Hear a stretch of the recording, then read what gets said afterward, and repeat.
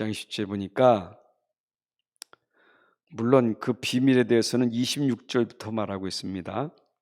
이 비밀은 만세와 만대로부터 감추어졌던 것인데 만대로부터 감추어졌던 것인데 이제는 그의 성도들에게 나타났고 비밀이 성도들에게 나타났어요. 그래서 하나님이 이 그들로 하여금 이 성도들로 하여금 이 비밀의 영광이 그 비밀의 영광이 이방인 가운데 아직도 비밀 모르는 저 불신자들 가운데 얼마나 이 비밀이 풍성한지를 알게 하려 하십니다. 근데 이 비밀은 너희 안에 계신 그리스도시니 이 비밀이 너희 안에 계신 그리스도니 비밀을 말했죠. 곧 영광의 소망이니라. 예, 너희 안에 계신 그리스도가 비밀이에요. 우리가 그를 전파하여 각 사람을 권하고 그를 전파해서 그리스도를 전파하고 그래서 각 사람을 권하고 또 모든 지혜로 각 사람을 가르치면 각 사람을 그리스도 안에서 완전한 자로 세우려 함이라. 그리스도 안에서만 완전한 자로 세워진다. 자, 그러면서 이를 위하여 나도 바울이 얘기하는 겁니다. 내 속에서 능력으로 쌓으시느니 내 속에 바로 이 복음 이 그리스도가 능력으로 역사하시는 이의 역사를 따라 힘을 다하여 수고하노라. 자, 2장도 있습니다. 내가 너희와 라오디게에 있는 자들과 무릇 내 육신의 얼굴을 보지 못한 자들을 위하여 얼마나 힘쓴지를 너희가 알기를 원하노니 자, 이는 그들로 마음의 위안을 받고 사랑 안에서 연합하여 확실한 이해 모든 풍성함 이 하나님의 비밀은 그리스도를 깨닫게 하려 함이라. 아까 하나님의 비밀은 너희 안에 계신 그리스도니 그랬는데 하나님의 비밀인 그리스도를 깨닫게 하려 함이라 했어요. 하나님의 비밀이 그리스도예요. 자, 이 그리스도 안에는 하나님의 비밀 그리스도 안에는 지혜와 지식의 모든 보화가 감춰져 있느니라. 자, 여러분 하나님의 비밀이 뭐예요?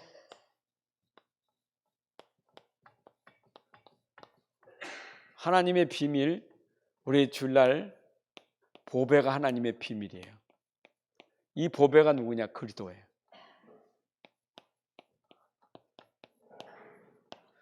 그래서 여러분들이 우리 안에 보배를 가졌다는 것은 하나님의 비밀인 그리스도가 우리 안에 있다 말입니다. 여러분 속에 지금 하나님의 비밀 그리스도가 우리 안에 있다 이 말이에요. 근데 이 비밀은 하나님의 비밀인데 이 비밀이 얼마나 풍성한지 여러분 이 비밀이 얼마나 풍성한지 이거 어떻게 설명할 수가 없어요. 이 비밀을 그리스도를 어찌 다 우리가 알 수 있겠어요. 그 비밀이 풍성합니다. 그래서 이 비밀은 하나님의 비밀인데 이 안에는 지식과 지혜와 모든 보화가 감춰져 있느니라. 이 비밀 속에 보화가 감춰져 지식, 지혜의 모든 보화가 이 속에 감춰졌느니라 그랬어요. 자, 이걸 통해서 우리가 보화입니다. 보배 보화예요. 보배 보화입니다. 보화나 보배나 같잖아요. 오늘 고린도후서 4장 7절에서는 우리 속에 보배를 가졌다. 우리 속에 질그랬던 우리 속에 보배가 있었다. 보배 능력이 심히 크다. 그런데 오늘 여기 또 3절에 뭐라 했어요? 모든 보화가 감춰졌다. 이 보화, 보배. 자, 그러면 여러분들 지금 전 세계가 코로나19라도 지금 전 세계에서 호황을 맞이하고 있는 것은 지금 반도체가 호황을 맞고 있어요. 난리예요, 반도체 때문에. 이 자동차 반도체, 전자기기 반도체 이래가지고 차가 생산이 안 된다니까. 반도체 이게 없어가지고요. 그래서 미국 대통령이 지금 이 반도체 생산하는 대만 사람, 한국 이 CEO들을 불러가지고 공장을 거기다 지어가지고 이 반도체를 지금 생산하려고 해요. 생산이 모자라 쓰고 싶은 사람 많은데, 사용하고 싶은 사람 많은데 생산이 모자란다니까. 우리나라가 코로나19에 이 엄청난 실적을 올린 것은 삼성 반도체, SK 반도체에서 나온 것이 이게 우리나라에 엄청난 수익을 가져오고 있어요. 다른 건 다 떨어졌어도 반도체 수출이에요. 여러분, 우리는 반도체 수출이 아니라 복음 수출입니다. 복음이 수출돼야 돼. 우리는요. 반도체보다 더 중요한 게 지금 복음이에요. 근데 복음을 전할 사람이 없어요. 복음 가진 사람도 많지 않고 이 복음을 말할 사람도 많지 않아. 전 세계는 기다리고 있는데, 그래서 이 복음이 237 나라까지, 심지어 237에 저 5천 종족까지 기다리고 있어요. 이 복음이. 사람들은요, 반도체로 사는 게 아니요, 반도체는 돈이 되니까 잠깐은 나에게 유익이 있을지 몰라도 그건 잠깐이에요. 지나가는 거예요. 또 그거는 육신적인 거예요. 그러나 복음은 잠깐이 아니요, 지나가는 게 아니요, 영원한 거예요. 이건 육신이 아니에요. 영적인 거예요. 여러분, 우리가 복음 수출하는 게 선교 아닙니까? 지금 우리 복음 수출한 나라는 대한민국의 본부가 대한민국이요. 복음 수출이. 여러분들, 우리가 지금 이 수출한 나라에 있는 게 얼마나 감사하고, 지금 나와 여러분들이 그 수출하는 그 축복 속에 있잖아요. 얼마나 감사해요. 여러분, 어쩌면 우리가 이렇게 우리가 가진 복음이 이 나라 전달되기 위해서 기도하고 있단 말이에요. 기도. 사실은 전도보다 더 중요한 것은 이 상태가 중요해요. 기도보다 더 중요한 것은 이 상태가 더 중요해요. 그렇잖아요. 내가 이거 복음이라는 거 모르면 기도는 전부 틀린 기도하는 거예요. 복음 모르는 기도가 얼마나 많습니까? 복음 모르고 틀리게 하는 기도가 얼마나 많습니까? 신비주의. 복음 모르고 틀린 기도하고 하나님과 전혀 안 맞는 기도가 얼마나 많으냐고요. 절에도 기도하잖아요. 천주교도 기도하고. 아니, 기독교도 기도하잖아요. 근데 중요한 것은 기도가 중요하냐? 아니요. 더 중요한 건 복음이에요. 여러분, 전도해야 되죠. 그러나 하나님은 전도보다 더 중요한 게 복음이에요. 복음 훈련 안 되고 어떻게 전도가 됩니까? 여러분, 복음 모르는데 전도하면 그거는 많은 사람들 죽이는 거예요. 복음 모르고 교회 끌어오세요. 교회당에 앉혀놓으세요. 복음 모르고 어떻게 되겠어요? 교회 끌고 오는 일은 중요한 일이지만 복음 모르면 어떻게 되겠어요? 그렇잖아요. 우리가 전도도 중요하고 기도도 중요하고 봉사도 중요하고 다 중요하다. 선교까지도 중요한데 복음 빠지는 선교는, 전도는, 그거는 전부 껍데기예요. 여러분, 그래서 우리가 복음이 얼마나 중요한지를 아셔야 돼요. 또 복음 얘기합니다. 왜 복음 얘기해야 되느냐? 여러분 보세요. 이 시대마다 시대의 흐름을 보세요. 시대의 흐름은, 시대가 어떤 흐름이었는가? 시대라는 것은 인간이 살고 있는 시대 아닙니까? 아담 이후의 시대를 보세요. 어떤 흐름이었는가? 복음만 없는 시대의 흐름이잖아요. 그러니까 당연히 이 흐름 속에는 어떤 문제가 올 수밖에 없어요? 영적인 문제가 올 수밖에 없고 12가지 문제 올 수밖에 없잖아요. 복음이 없으니까 시대마다 똑같아요. 복음 없으면 시대는 똑같은 거예요. 시대는 바뀌어도 그 속에 내용은 똑같아요. 아브라함 시대나 이 시대나 복음 없으면 똑같아요. 그 시대는 다른 게 아니에요. 시대는 다르지요. 노아 시대랑 그렇잖아요. 바빌론 시대나 다르지요. 그러나 내용은 똑같아요. 그 시대의 흐름에 영적인 문제만큼은 똑같아요. 이 12가지 문제는 어느 시대나 똑같아요. 그래서 노아 시대에도 필요한 것은 복음이고 바벨론 시대도 필요한 건 복음이고 애굽 시대도 필요한 건 복음이에요. 복음 없으면 안 돼요. 그 시대는 다 똑같아요. 앞으로 우리 미래 시대 똑같은 거예요. 시대마다 언제나 일어난 문제들이 많이 있었잖아요. 그때마다 하나님이 쓰신 사람들이 누굽니까? 누굴 썼습니까? 시대를 본 사람들이에요. 시대를 본 사람들, 영안이 열린 사람들이에요. 시대를 본 사람. 여러분, 그러니까 막 노아 시대에 노아는 봤잖아요, 현장을. 그러니까 노아가 붙잡았잖아.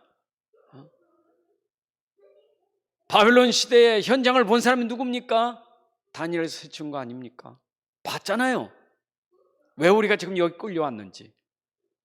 또 이스라엘에 와가지고 지금 저거 포로돼가지고 우상 앞에 절하고 있는 게 뭔지 봤어요. 지금 신상이 뭔지 보고 있다니까. 여러분, 시대마다 언제나 하나님이 어떤 사람을 불러 쓰시느냐, 이거 본 사람이에요. 이거는 복음이 있어야 보이는 거예요. 그래서 우리가 복음이 되어야 시대도 흐름을 볼 수도 있고 영안이 열려지는 거예요. 그러니까 하나님 처음부터 복음 주신 거예요. 여러분, 복음은요, 시작이 창세기 3장 15절부터 시작된 거예요. 이게 시작이에요. 아담이 범죄하는 순간에 하나님은 그 순간에 동산에 숨어있던 아담을 부르시고 즉시 주신 게 뭐냐? 복음이에요. 그렇죠? 아담아 어디 있느냐? 왜 불렀어요? 아담이 지금 죄 짓고 부끄러워 숨었잖아요. 그런 아담에게 하나님이 주신 첫 번째 복음이 뭐냐? 창세기 3장 15절인데 이거는 영원한 복음이에요. 영원한 언약이에요. 이게 구약 성경의 메시아예요. 신약에는 그리스도고요. 그렇잖아요. 이게 신약에는 그가 오신 그리스도고 구약에는 메시아예요. 성경 66권에 하나님 말씀하시는 이 복음은 시대마다 반드시 이 복음이 전달돼야 돼. 그러면 이 복음 모르면 시대를 못 보고요, 현장을 못 봐요. 지금 우리가 이 시대에 살고 있으면서 복음 모르면요, 시대 몰라요. 이 시대는 모른다니까. 지금 랩런트들이요, 시대를 못 보면 큰일 나요. 큰일 나는 거예요.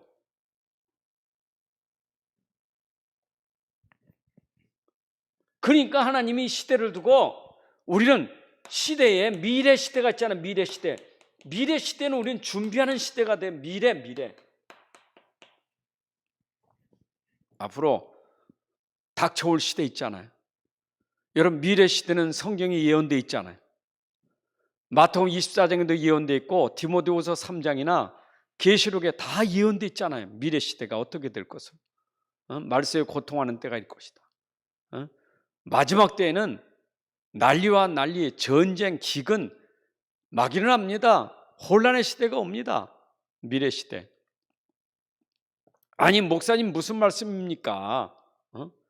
무슨 재앙이 오고 무슨 고통이 옵니까? 점점 더 살기 좋은 시대가 오는데, 그거는 영원히 열린 사람이요, 영원히 오던 사람이고 복음이 모르는 사람이 지금 12가지 문제가 이 땅을 완전히 뒤덮고 보고 잘 사는 시대라는 거예요. 육신적인 사람은. 12가지 문제 가지고 얼마나 세상이 지금 장악하고 있지 않습니까? 12가지 문제는 하나님만 모르게 하는 거예요. 인간을 다 영혼을 도둑질하는 게 12가지 문제예요. 인간을 다 뺏어간다니까. 우상으로 뺏어가고, 나라는 것으로, 돈으로, 성공으로 인생을 다 뺏어가요 지금. 복음 모르면요, 앞으로 미래 시대에 우리 영혼을 도둑질하는 이 세상 문화들이요, 세상 것들이, 이 흑암이 완전 장악하는데, 복음 모르면 흑암에 다 빠지는 거예요. 그렇잖아요. 여러분들 지금 우리 지금 이 발전되는 문화는요, 발전되는 이 지금 시대는요, 이거는 걷잡을 수가 없어요. 이거 지금 막 눈만 뜨면 그냥 뭐가 새롭게 생기는지 막 금방금방 새롭게 발전됩니다. 엄청 빠르게 갑니다. 자동차도 엄청 발전되고요, 전자기기, 핸드폰 얼마나 발전되고 있습니까? 엄청 빨리 갑니다. 빨리 가는데 복음 모르면 빨리 가는 그 속에 다 빠지는 거예요. 다 죽는 거예요. 이때 하나님이 누구를 남겨둬요? 렘넌트를 준비하는 거예요. 렘넌트는 말 그대로 남은 자예요. 뭐가 남았다는 말이 뭡니까? 그루터기예요. 상수리 나무 배임을 당해도 남은 자가 있다니까, 싹이 있다니까, 새순이 있다니까요. 이 땅에 흑암 문화로, 어둠으로 다 휩쓸려지고 다 망하는데, 그때 하나님이 남겨둔 자가 있어요. 남은 자, 남는 자, 남겨둔 자가 있다고요. 남을 자예요. 하나님이 숨겨둔 거예요. 렘넌트. 렘넌트는 앞으로 237의 미래 시대를 살릴 주역이에요. 그래서 우리가 기도해야 된단 말이에요. 특히 여러분들이 현장을 놓고 기도하는데, 기도하면서 여러분 자신부터 렘넌트를 키우기 위해서는 내 상태가 렘넌트를 키울 수 있는 힘이 있어야 되잖아요. 내가 렘넌트에게 전달하는 힘이 있어야 되잖아요. 렘넌트를 키워야 되니까. 렘넌트를 키우려면 나 자신부터 먼저 복음 돼야 돼. 여러분, 사역보다 더 중요한 게 힘이 있어야 돼요. 렘넌트 사역보다 더 중요한 게 사역하는 사람이 오직 복음이라는 힘이 있어야 되는 거예요. 그잖아요. 여러분, 학교 교사들이 학생들 가르치고 무너지는 사람 얼마나 많습니까? 의사들이 환자 고치면서 무너지는 사람 얼마나 많습니까? 판사, 검사, 경찰들이 죄인 잡으면서 무너지는 사람 얼마나 많습니까? 여러분, 일보다 사역보다 더 중요한 것은 그걸 감당할 수 있는 힘이 있어야 되지. 우리 렘넌트를 키우려면 렘넌트를 키우는 부모와 중직자와 제자들이 복음으로 세워져야 돼요. 그래야 렘넌트가 키워지는 거예요. 여러분, 우리 교회가 힘이 있어야 렘넌트가 일어나는 거예요. 오늘 이 시대가 참 안타까운 것은 교회가 지금 계속 흔들대고 계속 무너지고 계속 좀 쓰러지고 있는데, 그 속에 있는 렘넌트가 어떻게 되겠어요? 그 안에 있는 렘넌트가 어떻게 되냐? 뭘 보고 있습니까? 렘넌트가 뭘 보고 있습니까? 무엇을 듣고 있습니까 지금? 그래서 제가 얘기하는 거 아닙니까? 렘넌트는요, 많은 사람 속에서도 진짜 렘넌트, 남은 자 렘넌트, 미래 시대 살릴 렘넌트는요, 진짜 렘넌트는 한 사람 보는 거예요. 그 한 사람을 보는 거예요. 아, 내가 교회 다니면서 그런 장로님을 봤다. 내가 그런 권사님을 봤어. 이게 렘넌트 속에 들어갈 때 그가 남은 자가 되는 거예요. 그렇잖아요. 내가 교회를 많이 봤지만 진짜 내가 교회를 봤어. 많은 중직자 많이 봤지만 진짜 내가 중직자 봤고, 우리 집안에 문제 있는 건 맞아. 그렇지만 내가 우리 집에서 진짜 본 어른이 있어. 그게 바로 복음 가진 어른이에요. 그래야 우리 렘넌트 키우잖아요. 근데 렘넌트가 뭐 볼 사람이 없어. 교회 가도 그렇고 집에 가도 그렇고 교회 중직자 봐도 내가 봐도 다 똑같아. 세상 사람인지 이 사람이 그리스도인인지. 여러분, 그러면 렘넌트는 이게 세워지지 않는 거예요. 우리가 렘넌트 키우기 위해서는 반드시 우리 자신부터 이 부분에 확실해야 되고, 이것이 렘넌트에게 제대로 들어가서 복음 때문에 남는 자가 되어야 돼요. 그래야 237을 살리는 거예요. 아니, 성경 66권의 키가 복음인데 성경 말하면서 다른 얘기하면 안 되잖아요. 그렇잖아요. 성경 얘기 다른 얘기하면 안 되잖아요. 구약부터 신약까지 계속 복음만 얘기하는데, 이런 1600년 동안 성경을 기록했는데 말입니다. 1600년 동안 기록된 성경에 계속 복음만 1600년 동안 누가 산 사람 있습니까? 무드셀라도 969세 죽었는데 1600년 동안 계속 전달돼서 그 하나 복음만 전달했다면 지금도 그 성경은 똑같이 지금 시대도 복음만 말해야 돼요. 그래서 우리는 오직 복음은 답이야, 답. 오직 복음은 과거나 오늘이나 미래나 답이에요. 모든 문제는 복음으로 답이 나야 돼요. 복음이 답이에요. 창세기 3장 문제 해답은 이거예요. 창세기 3장 사건은 지금도 흐르고 있어요. 똑같아요, 창세기 3장은. 근데 그 근본을 해결하는 복음은 오직 그리스도밖에 없어요. 그러니까 여러분들이 현장 가서 뭐 시대마다 문제가 많지 않습니까? 시대마다 어느 나라는 경제 때문에 문제 오고, 어느 나라는 군인들 문제로 문제가 오기도 하고, 뭡니까? 미얀마처럼 그런 문제도 올 테고요. 다른 나라 겪어보니 못하는 우리 문제, 6.25 문제, 일제시대 문제 오죠. 다 다르죠. 그러나 똑같아요. 근본은 똑같아. 근본이 뭐가 똑같으냐? 창세기 3장은 똑같아요. 창세기 3장이 무너지면 다 해결되는 거예요. 맞죠? 불신앙, 사단, 지옥 권세 무너지면 끝나는 거예요. 그래서 오직 복음은 답이에요. 자, 그런데 복음은 답인데 여러분들이 문제가 뭐냐? 과거라는 상처에서 이 복음이 안 돼, 이게. 여러분들이 지금 상처를 가지고 있으면 안 돼요. 과거는 없어진 게 아니에요. 지금도 과거는 계속 유효돼서 가고 있어요. 여러분들이 상처에 대한, 과거에 대한 해답이 없으면, 이게 해답이 안 되면 계속해서 과거와 상처는 끝나지 않아요. 생각해 보세요. 내 과거의 상처가 문제 아닙니까? 문제 때문에 상처 온 거 아닙니까? 그래서 과거의 상처라는 것은 문제가 생기니까 상처 온 거 아닙니까? 그러면 상처가 오게 된 거는 뭐예요?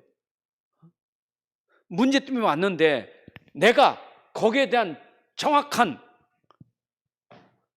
예수가 그리스도라는 해답을 가지고 있었더라면 그거는 문제가 아니었어요. 그러면 그걸 통해서 나에게 찾아낼 건 뭐예요? 역시 그리스도가 답이로구나. 그리스도가 해답이로구나. 여러분, 그렇게 찾을 때 도리어 상처는 나에게 복음을 찾는 해답이 되는 거예요. 맞죠? 오늘이요. 오늘. 해답이요. 해답인데 오늘 또 문제가 있는 거예요. 옛날에도 문제가 있는데 지금도 또 문제가 있는 거예요. 과거 문제도 있고 오늘도 문제가 있는 거예요. 그럼 과거 문제는 이미 예수님이 이 땅에 오셔서 끝냈어요. 오늘은 뭐예요? 오늘 내가 그 답을 붙잡는 게 정답으로 붙잡으면 돼. 내게 정답이 있는 거예요. 정답. 해답이 있고 정답이 있어요. 오늘의 문제의 정답은 뭐예요? 정답이 있어요. 답도 정답이 있다니까. 정답. 발을 정자. 여기 인계사거리에 정답병원이 있어요. 여러분들 진짜 정답이 돼야 되지. 정답을 말해야 할 거 아니에요. 정답을 가지고 있어야 될 거 아니에요. 해답도 중요하지만 이게 정답이요. 이건 확실해. 정답을 딱 붙잡아야 돼요. 언제? 오늘 문제 속에 이거는 확실한 정답이 그리스도요 라고 붙잡아야 돼요. 여러분들 그래야만 오직 복음은 과거든 오늘이든 그 미래도 문제 올 거 아닙니까? 문제는 끝나지 않아요. 과거, 현재, 미래가 있다는 말은 내 인생이요. 내 인생은 과거, 현재, 미래가 있는 거예요. 근데 내 인생의 과거, 현재, 미래도 복음 안에서 보면 미래는 문제가 아니라 앞으로 오는 문제는 나에게 하나님 주시는 전부 응답이에요. 응답이에요. 여러분들이 분명히 이 복음은 어디로 연결돼요? 237로 연결돼요. 복음 반드시 237로 연결되게 있어요. 이게 흐름이에요. 이게. 하나님은 지금까지 복음 가지고 계속 흐르는데 어디까지냐? 237 모든 민족으로 연결되게 돼 있어요. 그렇죠? 그러면 이 복음이 해답이고 오늘 정답인데 237 나라까지 가는 여정에 문제가 많단 말이에요. 근데 그 문제가 아니라 그것은 복음 가진 자에게 그게 응답이에요. 그러면 렘넌트 읽으면 요셉 보자고. 요셉. 여러분들 요셉을 예를 들면 요셉이 이게 설명이 되겠죠. 요셉은 완전 복음으로 답 찾은 사람이에요. 그러니까 요셉의 과거는 도리어 복음을 찾는 기회가 된 거예요. 비밀을 찾았다니까. 보배를 찾았다니까. 형들이 전혀 못 본 것. 형들은 못 봤어요. 형들은 몰라. 근데 요셉은 알고 있어. 그 답을 알았단 말이에요. 그게 요셉이에요. 그렇잖아요. 우리가 진짜 중요한 것은 남 못 보는데 볼 수 있다는 게 그게 참 축복이에요. 근데 요셉은 뭡니까? 항상 자기가 아는 현장에 문제가 오면 흔들리지 않았어요. 왜냐? 그때마다 함께 하시는 하나님, 복음을 탁 붙잡은 거예요. 언약을 탁 붙잡은 거예요. 그러니까 그 사람은 오늘 속에서 답이 있으니까 안 흔들리지. 감옥에 들어가도 노예로 끌려가도 답이 있으니까 안 흔들리죠. 그 요셉에는 그의 아픈 길이, 여정이 예기치 못한 문제들이 많이 생겨. 노예로 간 것도 억울한데 억울하게만 또 감옥에 끌려 들어갔어. 감옥이 문제였나요? 요셉의 길에 그게 응답이에요. 어디와 연결되는?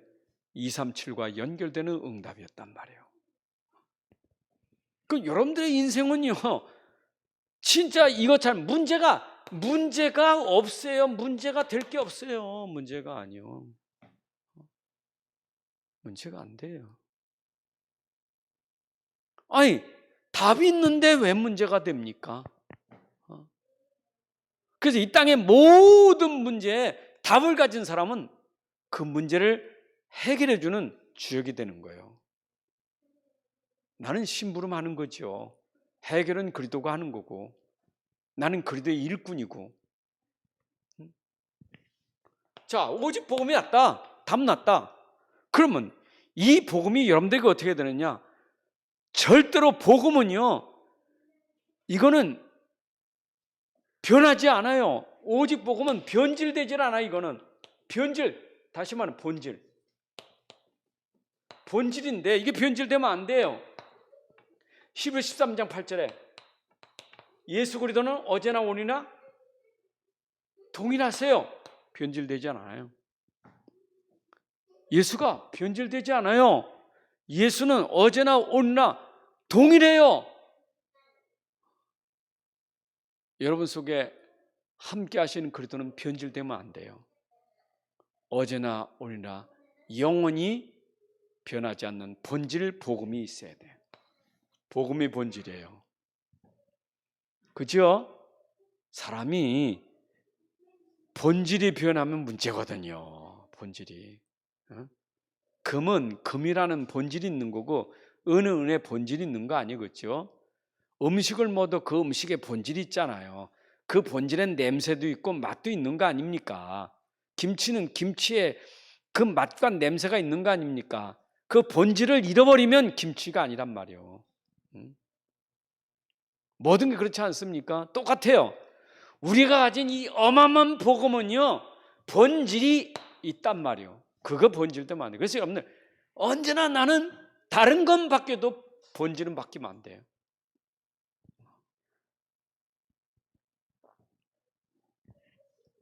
언제? 현실. 여러분들, 자꾸 현실에서 사실을 놓쳐요. 우리의 가진 복음은요, 굉장한 사실이거든요. 이게 영적 사실이잖아요. 근데 이게 진짜 내 안에 있는 건 이건 절대 안 바뀌어. 이거는 사실에 영원한 거예요. 확실한 거예요. 분명한 거예요. 근데 현실 때문에 이게 변질돼 버려요. 이게 뭐 흔들대. 현실이라는 것은 있다가도 없고 없다가도 있는 거고, 이거는 바뀌는 계속 바뀌는 거예요. 그런데 이 속에 사실은 절대 안 바뀌어요. 그러니까 우리가 눈에 보이는 것 때문에 자꾸 흔들리면 안 돼. 이 말은 뭐냐? 영적 상태라 이 말이에요. 영적 상태.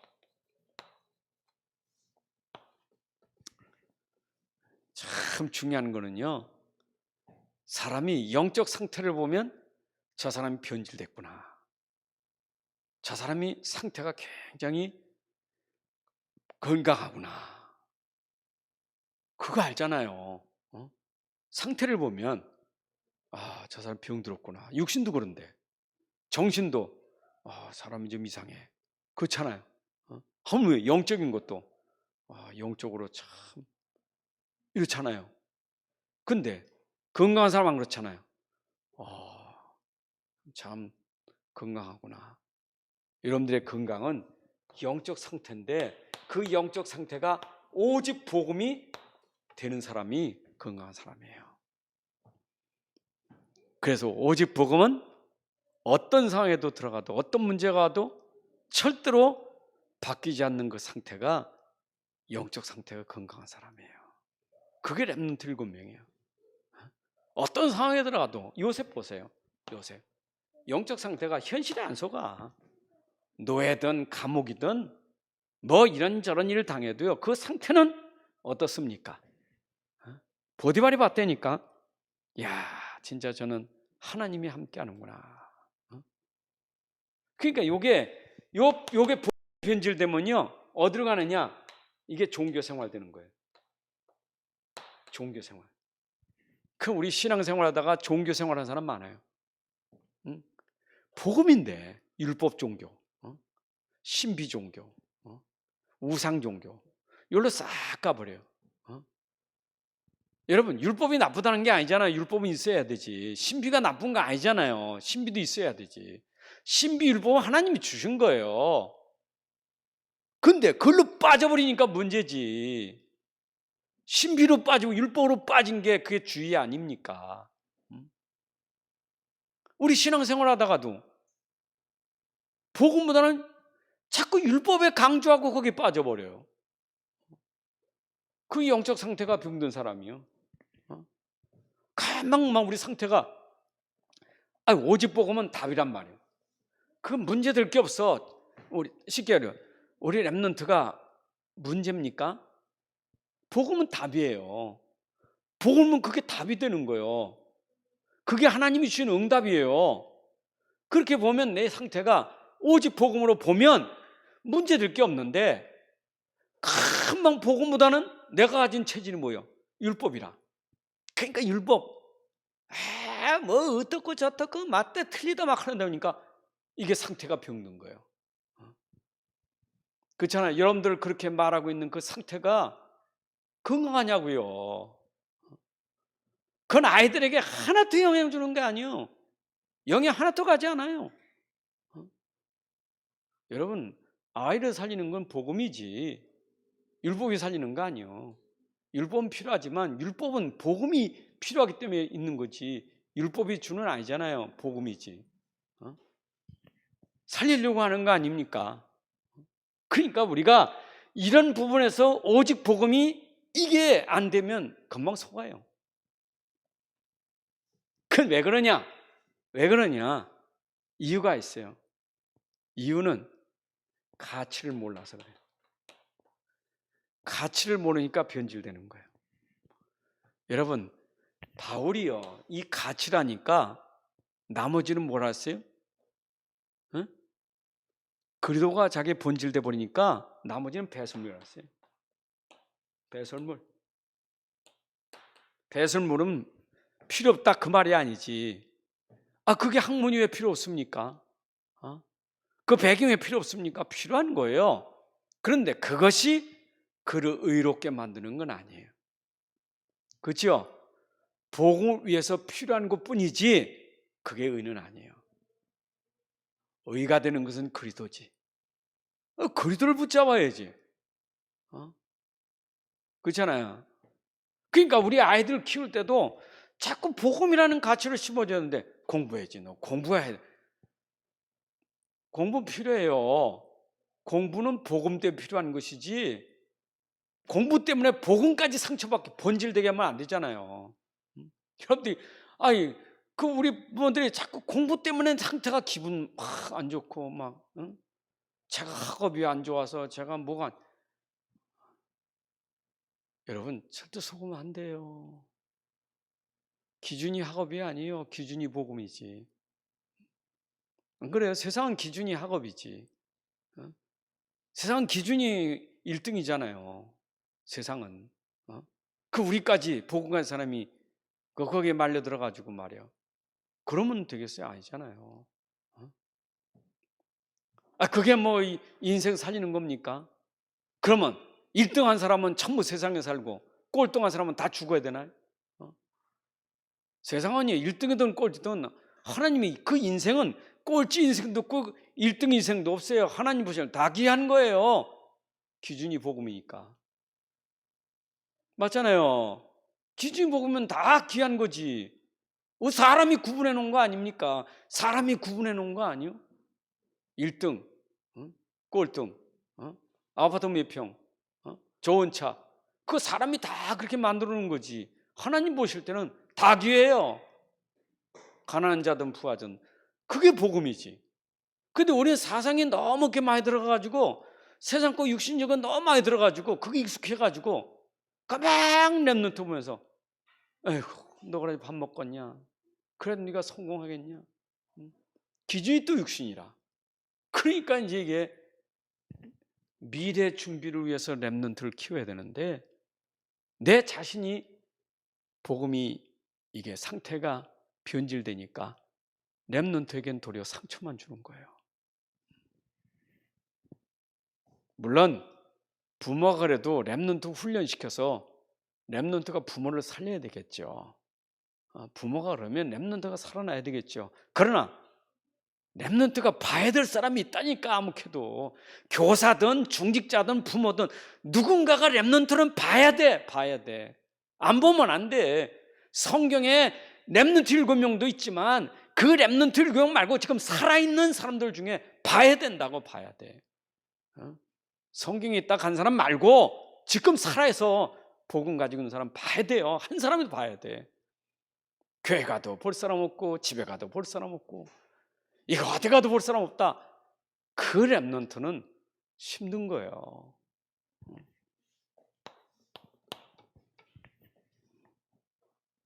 자, 오직 복음. 오직 복음의 모델이 뭐냐? 마가다락방 교회, 초대교회. 여러분, 그래서 우리는 교회를 통해서 예배를 통해서 모든 거 회복된다는 것은 초대교회가 그 예배 속에서 모든 거 회복됐어요. 이 교회가 이래 중요한 거예요. 초대교회, 교회 예배, 여기서 모든 답이 다 나오는 거예요. 오직 복음은. 그 초대교회를 보면 보세요. 초대교회는 절대 바뀌어지지 않는 게 있어요. 구약 때부터 예언됐던 그 부분이 사도행전 1장 1절 1절에 그가 그리스도거든요. 부활하신 그리스도예요. 이게 메시아가 부활하신, 그 죽으셨다 부활하신 그리스도거든요. 나 그리스도 붙잡아. 그 얼마 있으면 너에게 하나님 나라가 임할 거예요. 그럼 너에게 성령 충만해가지고 땅이 증인될 거예요. 이게 언약이었어요. 이게 초대교회가 붙잡은 언약이에요. 이 속에 1장 1절이 중요한 거예요. 이걸 딱 붙잡은 거예요. 그럼 초대교회가 뭐 했어요? 이거 붙잡고 뭐 했습니까? 이게 누린 게 1장 14절이에요. 기도예요. 이게 초대교회 기도는요, 벌써 기도 이전에 이게 된 사람들이에요. 기도 이전에 그리스도가 된 사람이에요. 여러분, 기도보다 더 중요한 것은 복음이 돼야 돼. 오직 복음 돼야 돼. 기도 이전에 내가 그리스도를 진짜 알아야 기도가 그리스도는 누려져요. 복음은 누려져요. 복음은 충분해요. 복음은 답이에요. 복음 속에 다 있어요. 그러면 그런 사람이 기도한다면 벌써 시작부터가 감사고 평안이고 기쁨이고 누림이에요.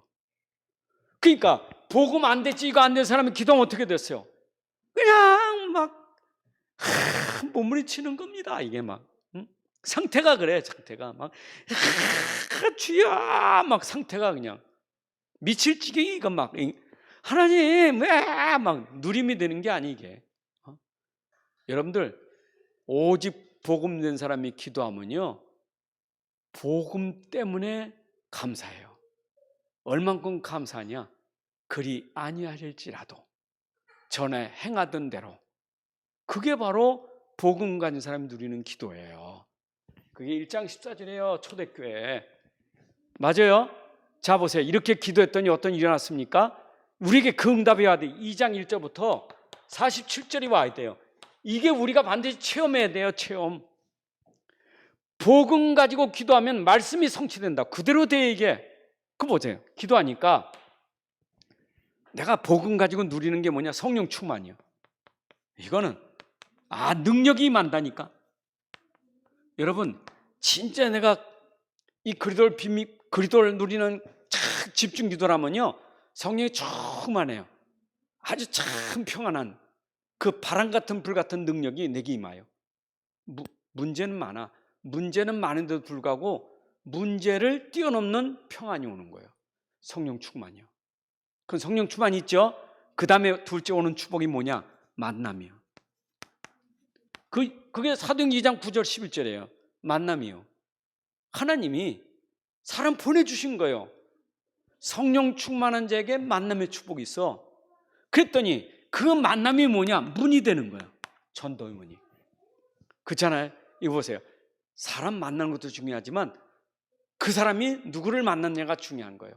나를 통해서 성령 충만한 사람을 만났다면 그 사람들이 성령 충만의 영향을 받는 거예요. 그게 전도문이에요. 하나님이 하시는 거예요. 근데 이게 그냥 된 게 아니에요. 이게 곧 뭐냐? 말씀이 성취된 거예요. 하나님 말씀대로 된 거예요. 여러분, 그냥 말씀대로 된 거예요. 이게 하나님 말씀대로 된 거예요. 저렇게. 여러분들 이거 맛을 봐야 돼. 내가 누리고 있었더니 만남의 축복으로 참 이 사람에게 영향을 주는 거예요. 그러면서 하나님 말씀이 딱 성취되는 게, 야, 이래서 말씀대로 되는구나 하는 것을 체험하게 돼. 그러면 그때 뭐가 나오죠? 여러분 자신이 제자가 되고 제자가 되는 거예요. 제자가 제자를 만나는 거예요. 이 사람이 제자예요. 그리고 이 사람을 통해서 그런 사람들이 만나지는 제자가 있는 거예요. 그러니까 당연히 어떻게 돼요? 현장은 변화가 될 수밖에 없잖아요. 현장 변화될 수밖에 없잖아요.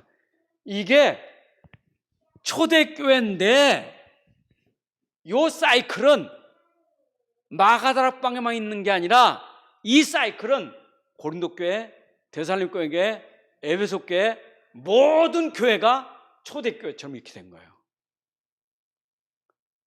우리 안디옥교회가 이렇게 되는 것이 성경적이에요. 이렇게 되면 어떻게 되죠?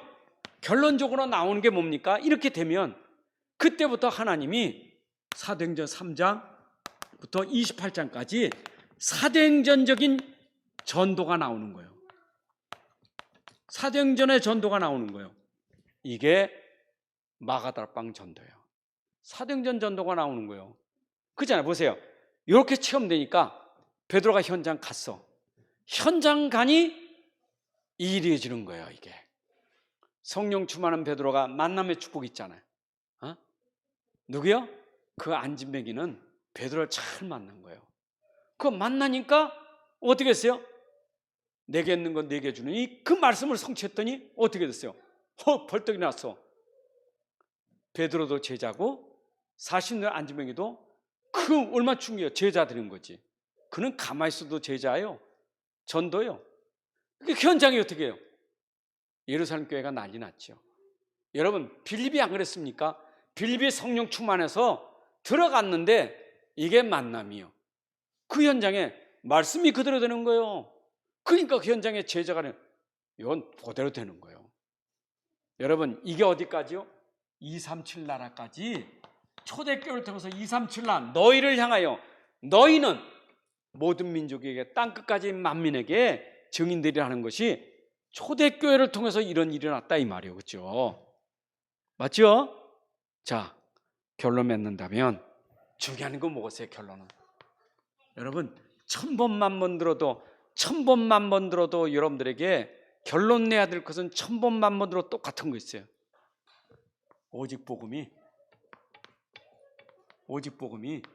뭐야 돼? 각인, 뿌리, 체질되는 거 이거예요. 각부치예요. 오직 복음이 138이 각인, 뿌리, 체질되는 거예요. 정말 이것밖에 없어요. 이제는 여러분들에게 복음이 진짜 나에게 각인되고 뿌리 내리고 체질되느냐 이거예요. 이게 이제 교회가 해야 될 사역이에요. 그래서 이 각인은 우리가 전달하니까 들어가니까 뿌리는 뭐냐? 훈련시켜야 돼. 뿌리 훈련이에요. 그래서 훈련이 중요한 거예요. 복음을 놓놓고 뭐 해야 돼? 훈련시켜야 돼. 훈련돼서 체질화가 될 때 그때 하나님이 쓰시는 시간표가 오는 거예요. 요셉을 얼만큼 훈련시켰느냐, 얼만큼 뿌리 내리게 했느냐. 요셉에게 13년이라는 세월을 뿌리 내리게 하신 거예요. 요셉이. 모세에게는 80년 동안 뿌리 내리게 하신 거예요. 그렇죠? 아브라함에게 25년 동안 뿌리 내렸어요. 여러분, 우리가 이 복음 가진 것이 뿌리를 내린다고. 뿌리 내리다가 어느 날 하나님이 뿌리 내린 나를 통해서 일하시는데 봐세요. 요게벳이 복음 체질이 되고 나니까 잠깐 사역인데 애기 젖 먹이면서 그 잠깐 사역이 시대의 지도자를 세운 거예요. 한나가 진짜 뿌리 내리니까 3일 키웠는데 시대의 주의종 만들었어요. 여러분들이 내가 훈련된 것 가지고 체질돼서 여러분들이 사역할 때 그 사역이 237을 살리는 본격적인 사역이 되는 거예요. 그거는 우리 렘넌트 똑같아요. 렘넌트 미래를 두고 우리가 계속 렘넌트 훈련을 시키는 이유가 뭐냐? 렘넌트에게 복음 넣어서 자꾸 각인 뿌리 체질되게 만들어서 얘들이 드디어 5차 산업시대에 다 무너질 때 그때 본격적으로 체질된 렘넌트가 일어나서 시대를 살리는 일이 일어나는 거예요.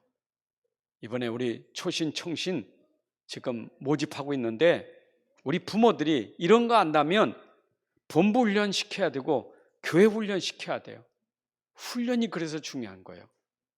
본부 훈련, 강단 훈련을 통해서 훈련이 자꾸 돼요. 여러분들 지금 다 훈련이에요. 이게 훈련이 돼서 이제는 위기 시대, 진짜 우리에게 닥쳐오는 그런 감당할 수 없는 그런 시대, 아무도 가지 못하고 할 수 없는 그 시대에 우리가 본격적인 사역할 수 있도록 복음 운동이 일어나야 될 줄로 믿습니다. 하나님 감사합니다. 오늘도 귀한 시간에 주신 말씀이 우리 안에 정말로 이 말씀이 오직으로 본질이 되게 하시고 이것이 우리 안에 각인 뿌리 체질되게 하시고 초대교회가 응답받았던 그 응답의 역사가 우리 삶에 실제로 체험되고 이것이 현장 237 나라까지 살려갈 수 있는 여정이 되게 하여 주옵소서. 특별히 우리 렘넌트를 일으키게 하셔서 닥쳐올 미래 시대에 우리 렘넌트로 하여금 237 나라 살릴 주역이 될 수 있도록 축복하여 주옵소서. 교회와 중직자와 우리 부모들이 렘넌트를 키우는 주역으로 세워줄 수 있도록 힘을 주옵소서. 이제는 우리 주 예수 그리스도의 은혜와 아버지 하나님의 크신 사랑과 성령의 인도 역사 충만하심이 오늘 함께 예배한 주의 자녀들, 머리 위에 가정 위에 산업 속의 후대들 위에 이제로부터 영원까지 함께 할지어다. 아멘.